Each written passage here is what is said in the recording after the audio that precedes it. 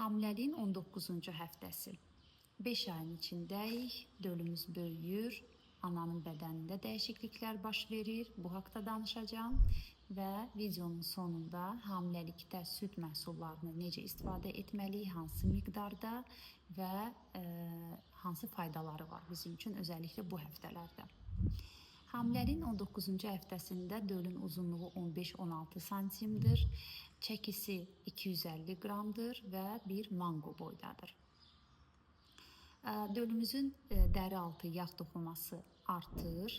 Dərinin üzərində vernix adlanılan kəsmiksi bir maddə əmələ gəlir. Bu maddə onu amniotik mayedən qoruyur və eyni zamanda da immun sisteminin bir parçasıdır. 40 həftəyə qədər bu maddə dölün dərisinin üzərində olur. Amma hamiləlik həftəsi ötən doğuşlarda diqqət edirik ki, dəri daha büzüşmüş olur və vernix artıq yoxa çıxır. Dölün orqanları formalaşıb və bizim detallı ultrasəs müayinəsinin vaxtı davam edir. 18 ilə 22 həftə arası mütləq bu müayinə olunmalıdır döl qüsurlarını inkar etmək üçün. Əgər genetik test olunmayıb, pasiyent gec müraciət edib həkimə, hələ də dördlü tarama və yaxud da NIP testi oluna bilər və ciddi bir şübhəli bir durum varsa detallı ultrasəsdə, hətta amniocentez oluna bilər. Anada hansı dəyişikliklər baş verir? Burun tutqunluğu davam edə bilər. Burun tutqunluğu nəfəsi zorlaşdırır. Özəlliklə gecə vaxtı hamilə ağzını açıb yataraq ağız boşluğun selikli qişası quruyur. Yəni hamiləyə narahatçılıq verir. Bu əslində selikli qişaların şişməsi ilə əlaqəlidir. Və bu şişkinliyi götürmək üçün duzlu məhlulla burunun içini, selikli qişanı yumaq məsləhət görülür.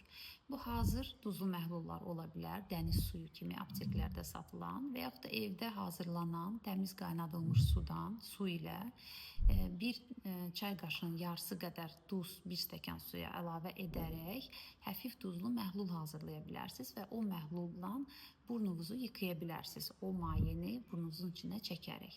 Bu ödəmi azaldır. Damar yığıcı spreylar, Snoop kimi, Ximilin kimi, Naftizin kimi hamiləlikdə məsləhət deyil. Ancaq qısa müddətli, çox şiddətli bir ödəm varsa böyük həftələrdə biz buna icazə veririk. Amma normalda qadağandır. Çünki necə ki burnun damarlarını yığır, eyni şəkildə də dölə gedən damarları da sıxılmasına səbəb ola bilər. Bu həftələrdə yenə də dölün sümükləri kalsi yığmağa davam edir. Ona görə biz aktiv şəkildə elə başdan elədiyimiz kimi də indi də bu həftələrdə də daha da önəmli olaraq süd məhsullarını istifadə etməliyik. Bizim gündəlik kalsi ehtiyacımız 1 qramdır, yəni 1000 milliqram. 1000 milliqram kalsini biz hansı şəkildə, hansı miqdarda süd məhsullarını istifadə edərək ala bilərik? Bilməliyik ki, 1 stəkan süddə 300 qram kalsi var. 1 stəkan qatıqda da təxmini 300 qram kalsi var. 100 qram kəsmikdə də yenə təxmini 300 qram kalsi var. Beləliklə, gündə 1 stəkan süd, 1 stəkan qatıq və 100 qram kəsmik istifadə etsək, gündəlik kalsi ehtiyacımızı qarşılamış oluruq.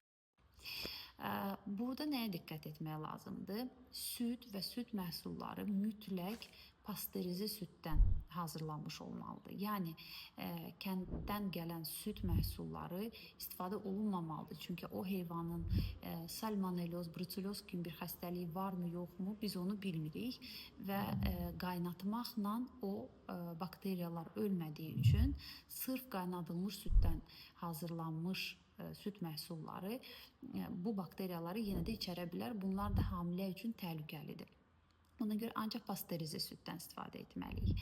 Əgər artıq çəkimiz yoxdursa, belə bir dietamız, şəkərimiz yoxdursa, çalışmalıyıq ki, yağlı süd məhsullarından istifadə edək. Çünki yağ kalsinin əmilimə yardım edir. Əgər biz yağsız kəsmik istifadə ediriksə, məsələn, o zaman o kalsini tam olaraq vücudumuza əmə bilmirik, ala bilmirik. Bir də əgər bizim laktoz intoleransımız varsa, yəni laktazanın əksikliyi varsa bədənimizdə, laktozsuz süd istifadə edib qatıq və sərt pendir növlərindən istifadə etsək, bu laktoz intoleransımızı rahatsız etməyəcək və ishal, köp verməyəcək bu məhsullar. Sağlıqlı qidalanın, sağlam qalın.